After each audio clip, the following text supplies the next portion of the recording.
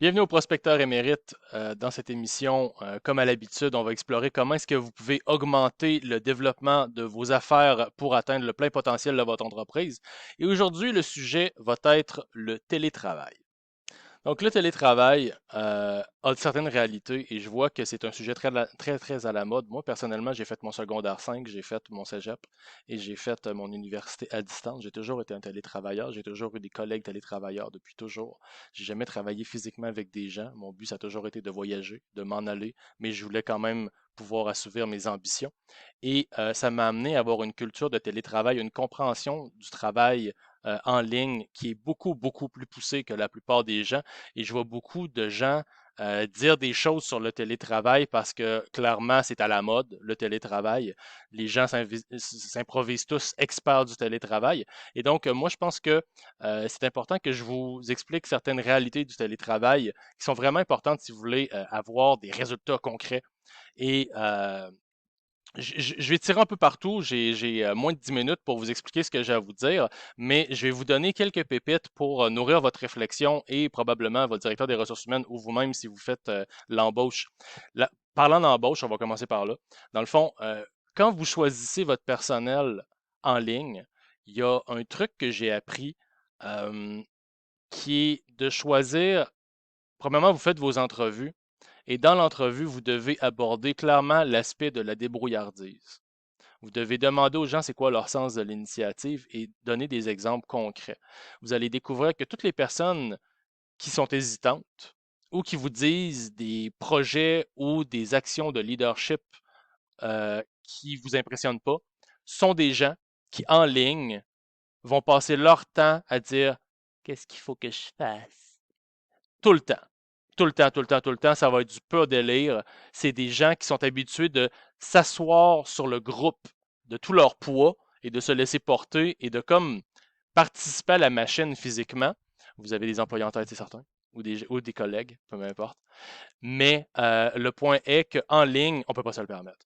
En télétravail, c'est impossible. Il faut que vous ayez à fond avec des gens qui sont affamés de réussir. Et si ce n'est pas des gens qui ont un profond sens de l'initiative, il va y arriver des zones grises où ce que les gens vont figer. Puis là, ils vont vivre du stress. Puis là, ils vont inventer ah, j'étais malade. Ah, il m'est arrivé ça. Ah oui, oui, je vais le faire. Puis là, ils prennent du temps, puis c'est long, puis leur collaboration est douteuse parce que ce pas des gens qui sont capables de prendre le contrôle de leur réalité. Puis de dire, OK, là, je suis devant une situation, OK, bon, ben, je vais faire ça, je vais faire ça, je vais faire ça, je vais faire ça. Puis tout le temps avec un gros sens de l'initiative. Donc, trouvez-vous des gens qui ont un sens de l'initiative. Des gens qui n'ont pas de sens de l'initiative en télétravail, c'est des solides boulets. La deuxième chose que je vais vous expliquer, c'est une théorie. Si vous êtes en ressources humaines, vous allez savoir de quoi je parle. Le système de formation maître-apprenti allemand et le système Kaizen japonais sont deux choses qui m'ont inspiré beaucoup dans mon style de leadership de télétravail. Parce que, puisque tout est ambigu, puisqu'on ne peut pas montrer rien physiquement, puisqu'on ne peut pas être à côté de la personne, il faut que tout soit sous forme de procédure. Les procédures d'une entreprise en télétravail, c'est la religion. Moi, j'appelle ça la religion de l'entreprise, parce que les télétravailleurs, s'ils ne suivent pas les procédures à la lettre, ils sont foutus. Pour leur inculquer les procédures, parce qu'on ne peut pas leur demander juste d'improviser, c'est du pur délire, il faut les mettre avec un maître et qu'ils deviennent un apprenti. Donc, ça va être plus sur le modèle, je trouve que l'Allemagne avait fait une bonne job au niveau manufacturier, de rentrer des gens qui n'étaient pas qualifiés du tout, puis d'être capable de les transformer en gens compétents. Et dans le fond, c'est quelque chose que j'aime beaucoup, c'est de prendre des gens qui ont beaucoup d'initiatives, beaucoup de drive, mais des compétences limitées ou un alignement relatif et les transformer avec un transfert avec le capital organisationnel en leur transférant les procédures parce qu'ils suivent un maître.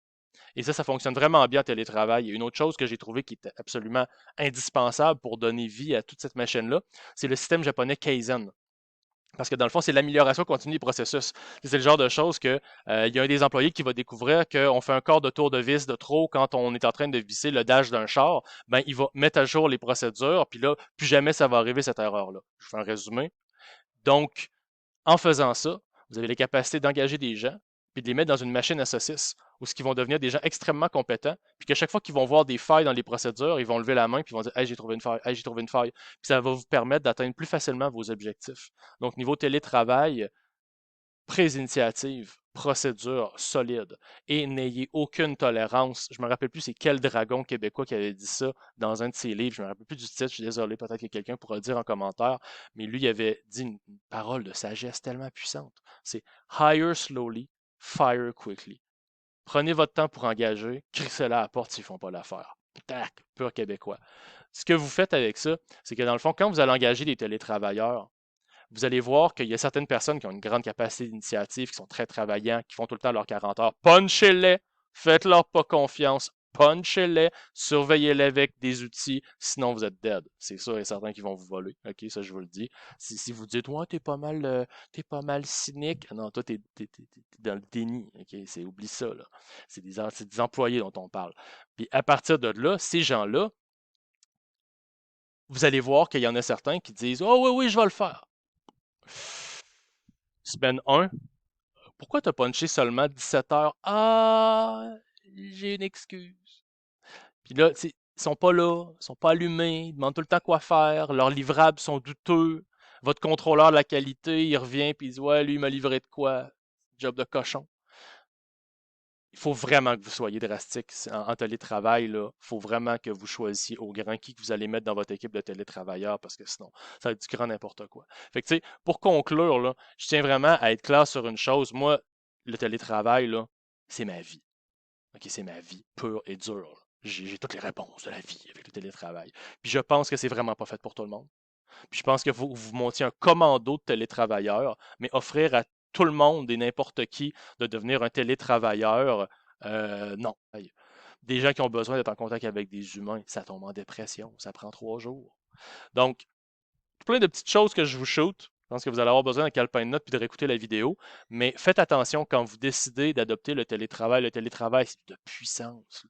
C'est de puissance. Puis on est capable d'engager des gens partout dans le monde au lieu de les faire immigrer.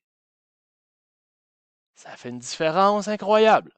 Mais il faut que vous ayez une capacité de contrôle absolue sur toute la chaîne de production puis tous les livrables à toutes les étapes. Sinon, vous êtes mort. Vous êtes mort, vous ne ferez pas d'argent avec ça. Ça va être un puissant fond. Et sur ce, je vous dis à la prochaine. N'oubliez pas, likez, partagez, commentez, taguez du monde, aidez-moi, faites-moi connaître. Ça me ferait vraiment plaisir. À bientôt.